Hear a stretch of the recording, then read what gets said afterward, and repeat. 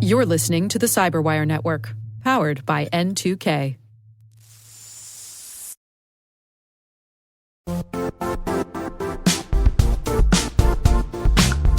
Are you frustrated with cyber risk scores backed by mysterious data, zero context, and cloudy reasoning? Typical cyber ratings are ineffective, and the true risk story is begging to be told. It's time to cut the BS. Black Kite believes in seeing the full picture with more than a score, one where companies have complete clarity in their third-party cyber risk using reliable, quantitative data. Make better decisions. Reduce your uncertainty. Trust Black Kite.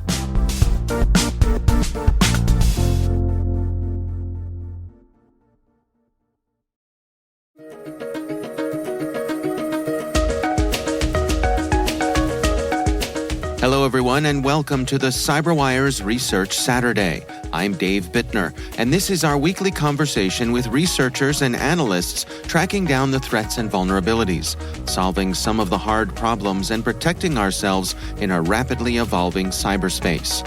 Thanks for joining us.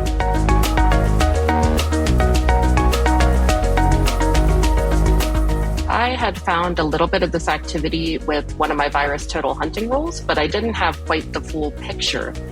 And we were fortunate enough to have Ian and Daniel from Permiso Security reach out to my team and see if we could collaborate and try to hunt on some of this stuff together. So we ended up doing that, and it was definitely a productive, collaborative venture.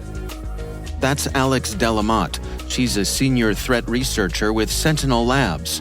The research we're discussing today is titled Cloudy with a Chance of Credentials. AWS-Targeting Cred Stealer Expands to Azure and GCP.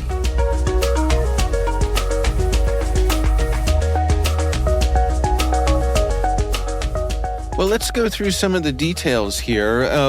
What are we talking about? What is it that you discovered? So my rules are, when it comes to cloud threat hunting, my rules are incredibly broad.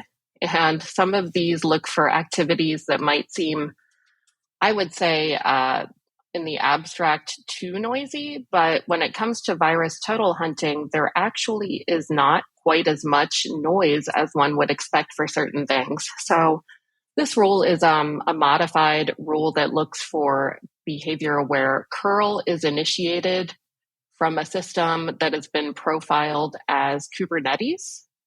So I believe that the script had some of those magic keywords in it to show up on my rule. So I found it that way, and we went from there.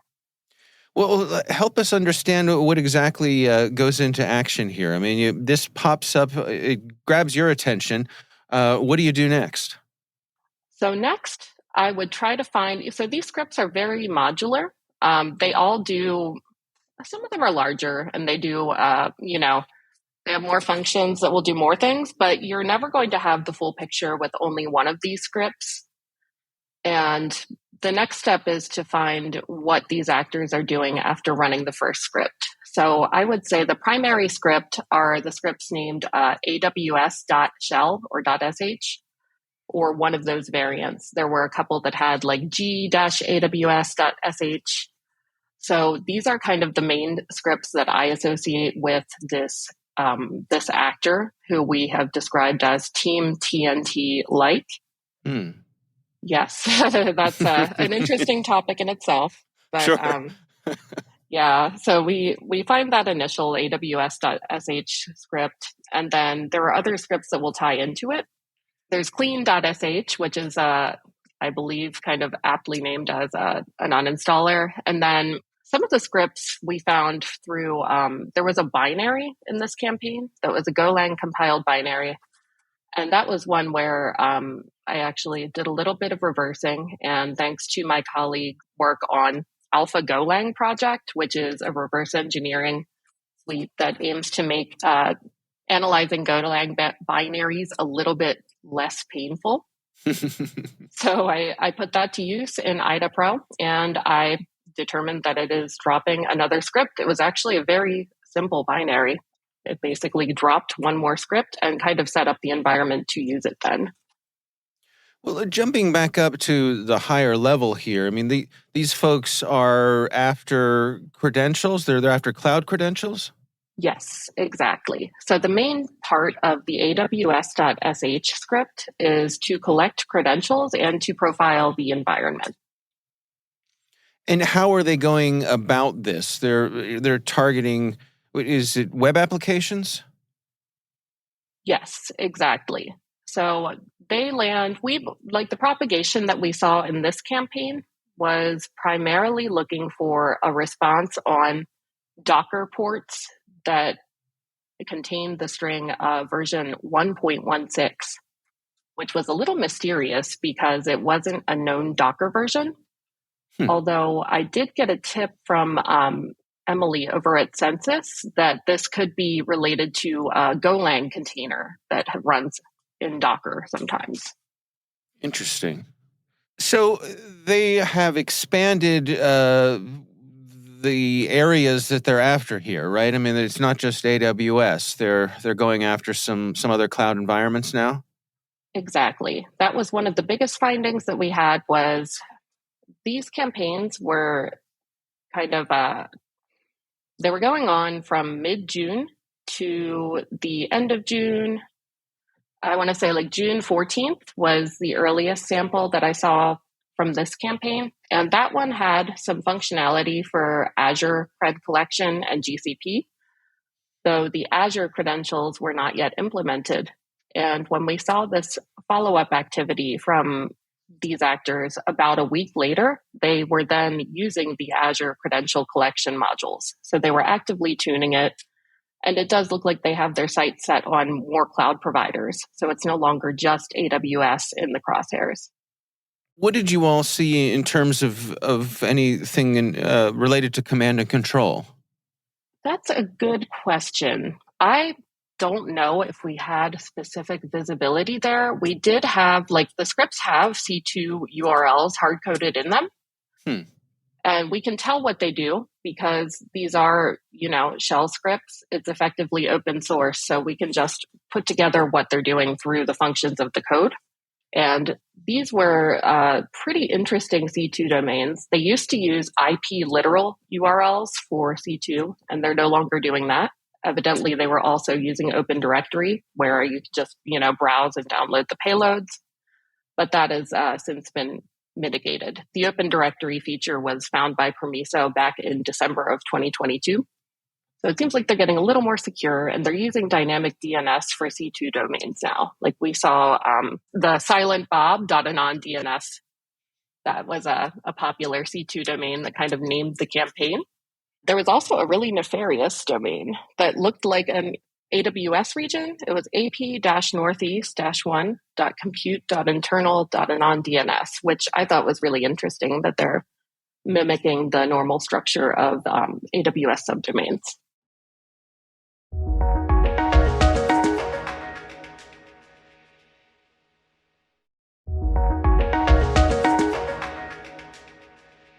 In terms of the information they're gathering here, what sort of insights did you have there? So they're gathering credentials and they're also profiling what processes are running on the system. And I don't think that everything there would be automated afterward. I believe that was for follow-on activity when it was determined to be a high-value system. So they would enumerate running processes and use Docker to inspect all of the Docker-associated processes. So my guess would be they are using this to get either more credentials or move laterally, whatever it is that their goal is going to be, which unfortunately with this actor, the goals are not clear. And I think that is part of their MO, so to speak. And what are you seeing in terms of their ability to spread this around? What are their propagation strategies? The most recent one that we noticed was in that Golang binary, there was an IP scanner where it would reach out to the C2 and get a range of IPs to scan. And then it would look for that user agent response from the targeted systems that included v1.16. I am unsure what the significance of that was again, but We thought potentially this was profiling honeypots because that was the only thing I could find on Shodan that was responding with that user agent. Oh, So I'm interesting. not sure whether that was cause or effect, though. Maybe another researcher saw that they were doing this and decided to make their honeypot respond to that to try to get more activity. Is your sense that they're sort of opportunistic, or does there seem to be any targeting in terms of, different verticals that they might be after? This seems opportunistic because it is scanning the open internet for systems responding with that user agent. But I caveat that by saying the SysDig report on Scarlet Teal, I think, is one of the more interesting cloud attacks that we've seen this year. And that actually tied back to this. Abigail Mestinger reached out to me on Twitter and said that this overlapped with Scarlet Teal. And I thought that was really interesting because those attacks are motivated by stealing source code from the targeted organization, which is very different from crypto mining. They do deploy a crypto miner, but it's suspected to be a diversion while they actually go after code from the targeted organization. So, in terms of folks defending themselves against this, what are your recommendations? Definitely keep everything patched and up to date. I know I sound like a broken record with that, but really, I think so many cloud attacks are opportunistic that really the basic security hygiene is going to take care of it most of the time. It's also a matter of being aware of what is running in your environment. So if you have people spinning up rogue containers, that could be a potential infection vector. Good to keep an inventory on that in your organization. Make sure that you know what's running, particularly internet exposed services. How would you rate the sophistication of this threat actor and what they put together here? That's another interesting question because some of what they do is very obvious. It's been done. If it is TeamTNT, maybe they are the ones who have primarily done it in real life. But they have a pretty strong understanding of limitations. It seems like they readily adapt their tools. I think it's quite sophisticated that they added a functionality to craft HTTP requests through Bash. It's really neat. They actually put the headers into the code and they manually create a request for containers that don't already have curl. So it will then make this request to the C2 and download the curl binary, which expands its functionality a lot. But I just thought that was incredibly interesting that the actor is overcoming more minimal containers and finding a way to make them more useful. You mentioned that your work here was in part a collaboration with some folks over at Permiso. Could you speak to that element of this? I mean, the importance of researchers like yourself sharing your information and collaborating with folks even across companies. Definitely. That is so welcome and it's so needed because I think everybody is somewhat on an island when it comes to cloud. Nobody is seeing the full picture.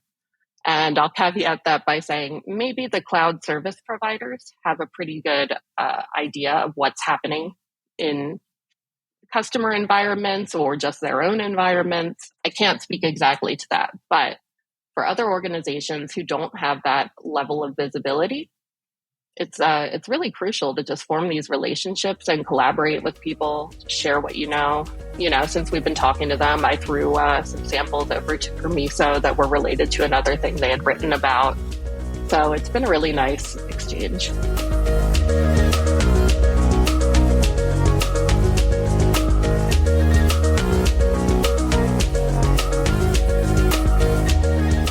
Our thanks to Alex Delamotte from SentinelLabs for joining us. The research is titled Cloudy with a Chance of Credentials. AWS-Targeting Cred Stealer Expands to Azure and GCP. We'll have a link in the show notes.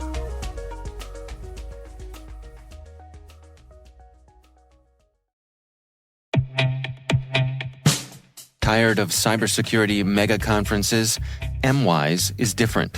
With a focused agenda and targeted problem solving, MWise is where security's best go to get better. From September 18th through the 20th in Washington, D.C., you'll join a special community of security's sharpest minds, hear perspectives you might not get anywhere else, and reach a new level of mastery that'll prepare you for what's next.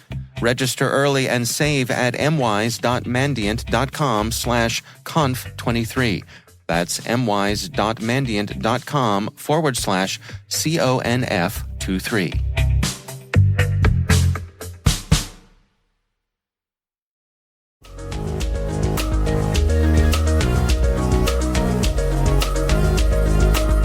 The CyberWire Research Saturday podcast is a production of N2K Networks, proudly produced in Maryland out of the startup studios of Data Tribe, where they're co-building the next generation of cybersecurity teams and technologies. This episode was produced by Liz Irvin and senior producer Jennifer Iben. Our mixer is Elliot Peltzman. Our executive editor is Peter Kilpie, and I'm Dave Bittner.